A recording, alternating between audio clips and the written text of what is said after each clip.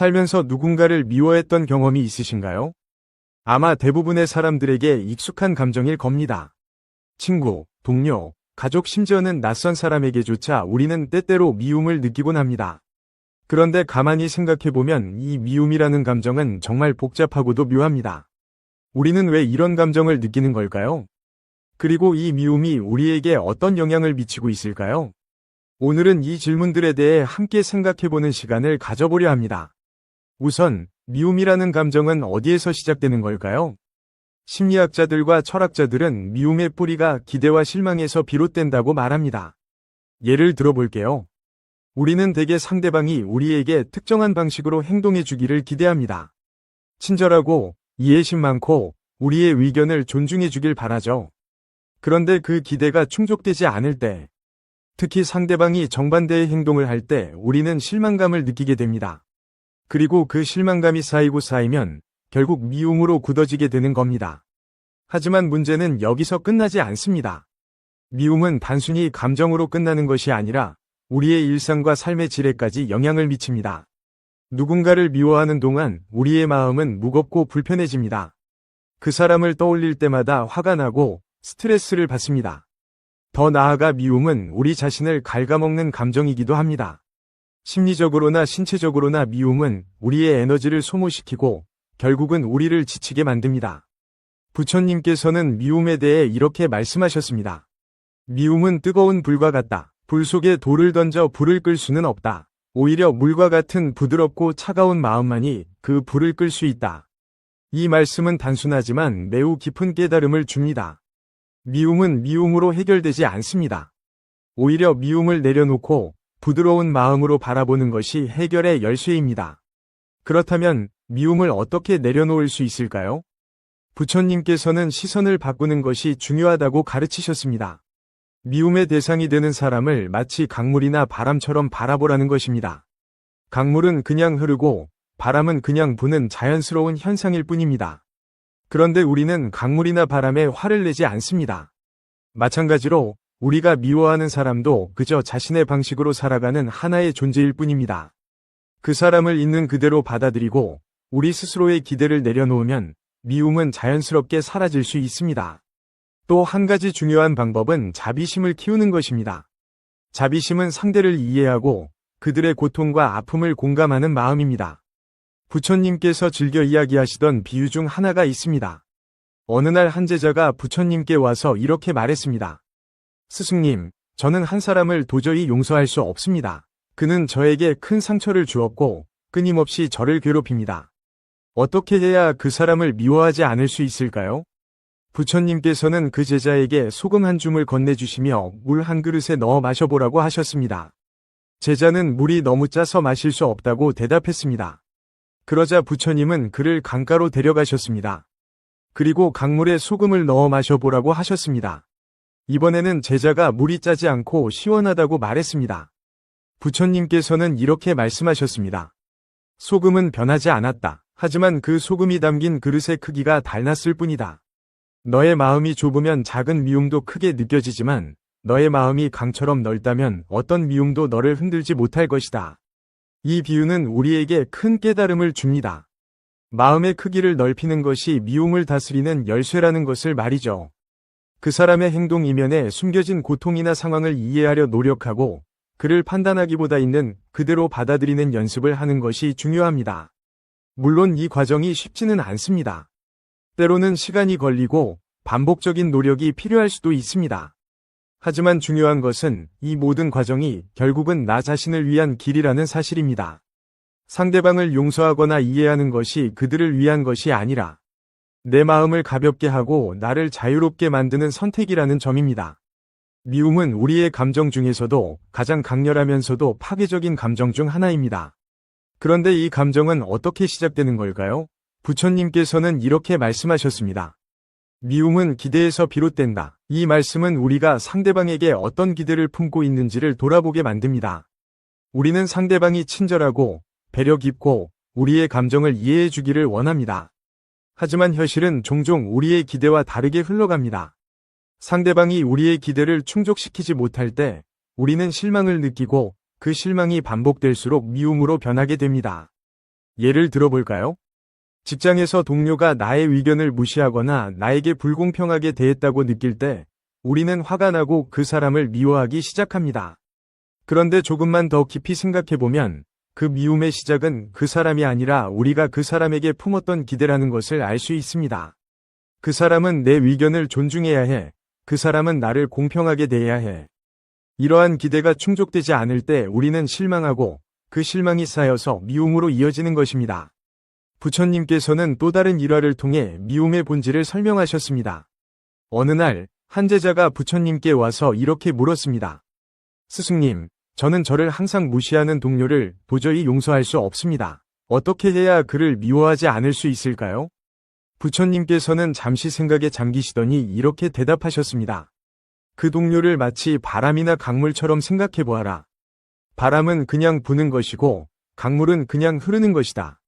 그것을 두고 화를 내지 않듯 그 동료의 행동도 그저 있는 그대로 받아들여라. 이 가르침은 매우 단순해 보이지만 사실 우리의 마음을 크게 변화시킬 수 있는 강력한 메시지를 담고 있습니다. 우리가 사람을 미워하게 되는 이유는 그 사람의 행동 때문이 아니라 그 행동을 바라보는 우리의 시선과 기대 때문이라는 것입니다. 그 시선을 바꾸는 순간 우리는 더 이상 미움에 사로잡히지 않게 됩니다. 또한 미움은 단순히 감정으로 끝나지 않고 우리의 삶 전체에 부정적인 영향을 미칩니다. 미움은 우리의 마음을 무겁게 하고 에너지를 소모시키며 삶의 질을 떨어뜨립니다. 미움을 품고 있는 동안 우리는 그 사람을 계속 떠올리게 되고 그로 인해 불쾌한 감정이 반복적으로 되살아나게 됩니다. 이렇게 되면 미움의 대상이 되는 사람보다 오히려 미움을 품은 우리가 더 큰 고통을 받게 됩니다. 그렇기에 부처님께서는 미움은 결국 자신을 태우는 불과 같다고 말씀하신 것입니다. 그렇다면 우리는 어떻게 이 미움의 악순환에서 벗어날 수 있을까요?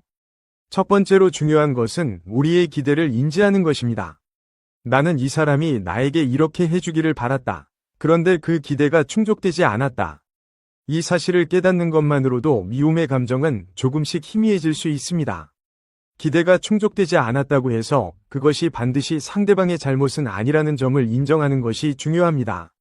두 번째로는 상대방의 행동 이면에 숨겨진 이유를 이해하려 노력하는 것입니다. 우리는 모두 각자의 삶의 무게를 짊어지고 살아갑니다.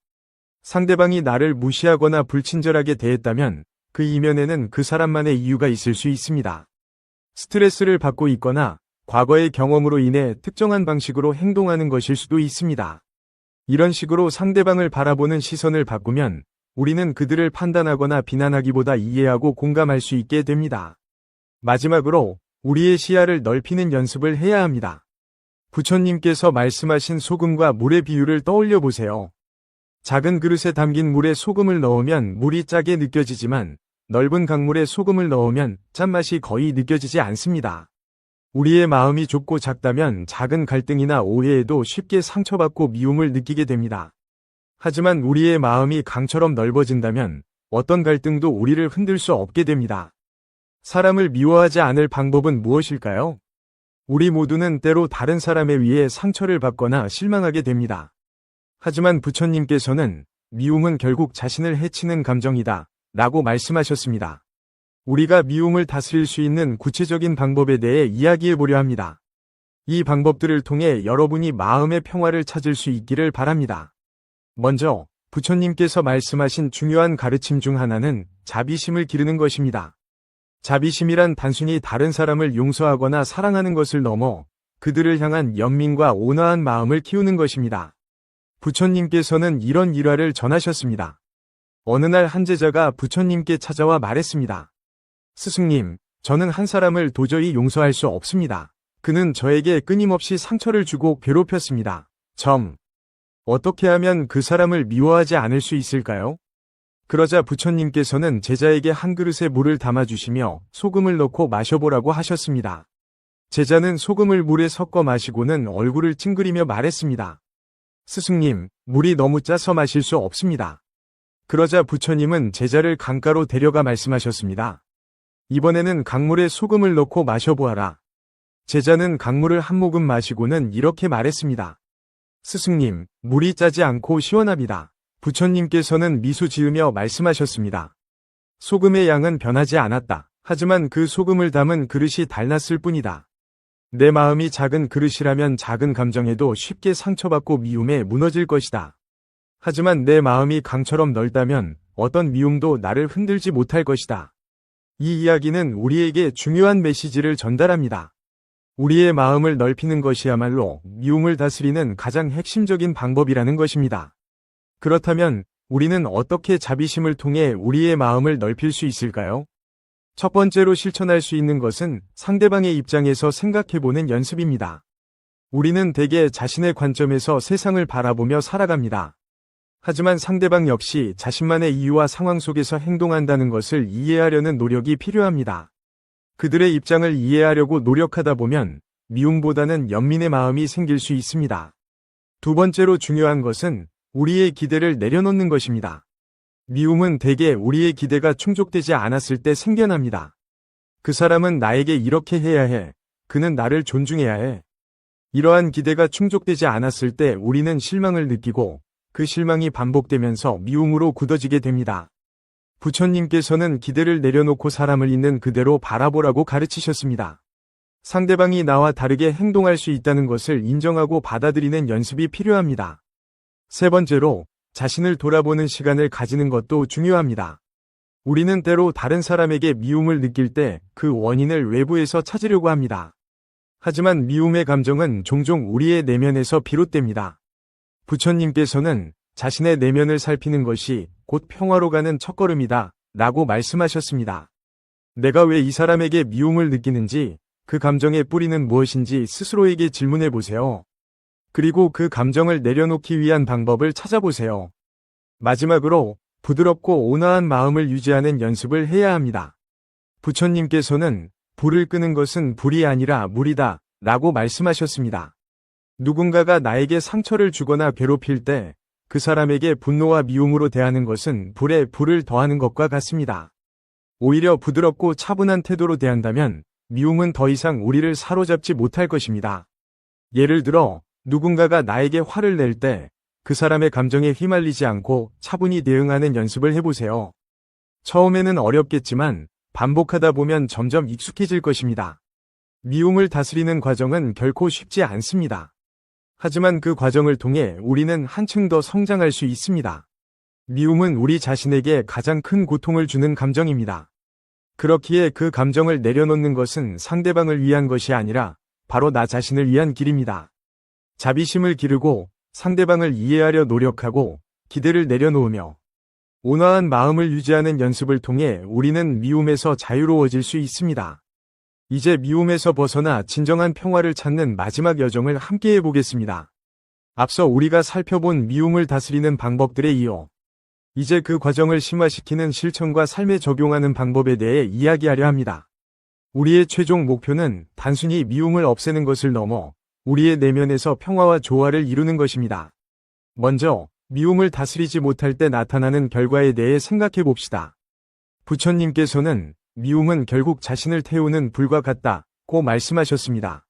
우리가 누군가를 미워할 때 그 감정은 상대방에게 영향을 주기보다는 우리의 마음을 상하게 하고 에너지를 소모합니다. 예를 들어 어떤 사람이 여러분에게 불친절하게 대했다고 가정해 봅시다. 여러분이 그에 대해 미움을 품는다면 그 사람은 아마도 이를 알지 못할 가능성이 큽니다. 하지만 여러분은 그 미움으로 인해 하루 종일 기분이 나빠지고 다른 일에도 집중하기 어려워질 것입니다. 결국 미움은 우리 자신의 평화를 해치고 삶의 질을 떨어뜨리는 감정입니다. 그렇다면 이런 미움을 다스리고 평화를 되찾기 위해 우리는 무엇을 해야 할까요? 부처님의 가르침은 여기서도 큰 지혜를 제공합니다. 용서와 이해는 미움을 멈추는 첫걸음이다 라는 말씀처럼 용서는 우리가 자신을 위해 해야 할 가장 중요한 실천 중 하나입니다. 용서는 상대방의 행동을 정당화하는 것이 아니라 그 행동으로부터 우리 자신을 해방시키는 과정입니다. 용서를 통해 우리는 미움의 사슬을 끊고 자유로운 마음을 되찾을 수 있습니다. 또한 부처님께서는 모든 것은 변화한다고 말씀하셨습니다. 우리가 느끼는 미움 역시 영원하지 않습니다. 그것은 우리 마음속에서 만들어진 하나의 상태일 뿐이며 시간과 노력으로 변화시킬 수 있습니다. 이를 위해 우리는 마음을 다스리는 훈련이 필요합니다. 명상은 이 과정에서 매우 유용한 도구가 될 수 있습니다. 매일 몇 분씩 조용히 앉아 자신의 감정을 관찰하고 미움이 올라올 때 그것을 억누르거나 부정하지 않고 그냥 바라보는 연습을 해보세요. 그러면 미움은 점차 우리의 마음을 지배하지 못하게 됩니다. 다음으로 미움의 감정을 사랑과 연민으로 바꾸는 연습이 필요합니다. 부처님께서 말씀하신 연민은 모든 생명의 고통을 이해하려는 마음이다 라는 가르침을 떠올려 보세요. 우리를 미워하게 만든 사람도 어쩌면 그들만의 고통과 상처를 안고 있을 수 있습니다. 그들의 행동 이면에 숨겨진 이야기를 상상해보고 그들도 행복하기를 바라는 마음을 가져보세요. 이러한 연습은 우리의 마음을 한층 더 넓히고 깊게 만듭니다. 미움을 다스리는 또 다른 방법은 감사의 마음을 갖는 것입니다. 우리가 미워하는 사람조차도 우리 삶에서 어떤 방식으로든 가르침을 줄 수 있다는 점을 떠올려 보세요. 그들을 통해 우리는 인내심을 배우고 우리의 내면을 더 깊이 들여다볼 기회를 얻습니다. 예를 들어 직장에서 힘들게 하는 상사나 동료가 있다면 그들의 행동이 여러분의 성장에 어떻게 기여할 수 있는지 생각해 보세요. 이처럼 미움이 아닌 감사의 시선으로 세상을 바라보는 연습을 시작해 보세요. 마지막으로 우리의 목표는 단순히 미움을 없애는 것이 아니라 사랑과 평화를 확장하는 것입니다. 부처님께서는 사랑은 미움을 이길 수 있는 유일한 힘이다 라고 말씀하셨습니다. 이 가르침을 바탕으로 우리 삶에서 사랑을 실천하는 작은 행동들을 시작해 보세요. 주변 사람들에게 따뜻한 말을 건네거나 누군가에게 도움이 되는 작은 선행을 실천해 보세요. 이런 행동들은 우리의 마음을 채우고 주변에도 긍정적인 에너지를 퍼뜨릴 것입니다. 미움을 내려놓고 사랑과 평화를 선택하는 일은 쉬운 길이 아닙니다. 하지만 그 과정은 우리의 삶을 더 행복하고 자유롭게 만들어줍니다. 지금 이 순간부터 미움의 무게를 내려놓고 평화로운 삶으로 향하는 여정을 시작해보세요. 여러분의 내면에서 시작된 작은 변화가 더 큰 세상으로 확장되기를 진심으로 바랍니다.